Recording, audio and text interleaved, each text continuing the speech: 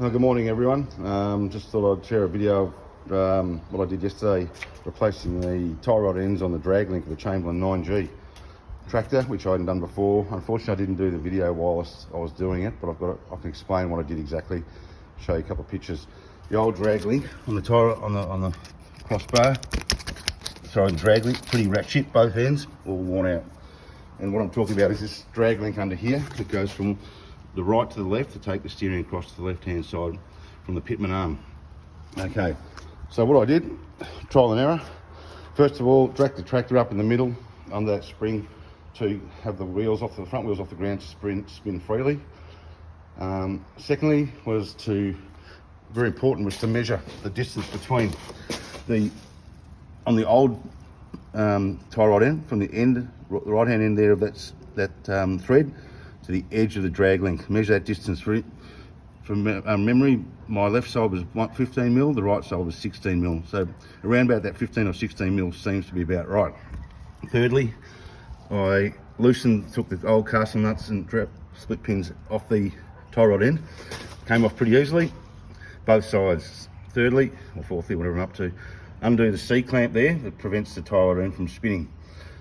I then elected to use, at this point, before I took the cast nuts off completely, pressure on both with a jimmy bar through here, downward pressure to drop that tie rod end, the old tie rod end, out of the steering arm. It came out, but both of them came off pretty easily actually, but generally a tap with a hammer on the side of this arm here and a bit of downward pressure should be enough.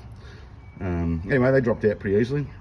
When they were out, I just popped them back up in the hole, or left this bolt loose to sit there, and then commenced to unscrew this bar with a pipe wrench.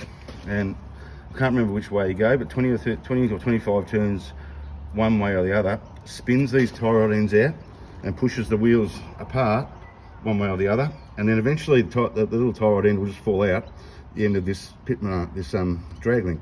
Once that's out, you can take that old bolt off. The old one drops out. Took this bar out into the shed, gave it a clean up with some CRC and cleaned the threads up, labelled the left and right side of it, of course, before I did that. Put some anti-seize on the threads of the new tie rod ends, which are now in place. Put the new tie rod ends back up each side into the steering arm. Put the bar back in under here, and then just commence to screw this together into the tie rod ends. You won't get, if you put the tie rod ends in this drag link before you put it through this area here, first of all, you won't be able to get the bar through this little gap with these tie rod ends on. Secondly, it doesn't go down far enough to then push it up this way. So you need to put the bar through first, the tie rod ends in the steering arms, and then screw it together. Just screw it together back to your original measurement, where you measured it. Tighten up your C-clamps, tighten up your big castle nuts or lock nuts here fairly firmly, very firmly, and you should be in business again. It's pretty simple and not too bad at all. So I hope that helps. And I'll do I think this is the pitman arm drag link here, which I'll probably do as well. It shouldn't be too hard either. It's not too bad, but I wouldn't mind replacing that to sharpen that steering up.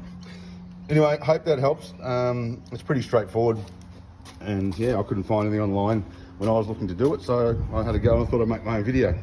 Anyway, all the best. Thank you. Hope it helps. Bye.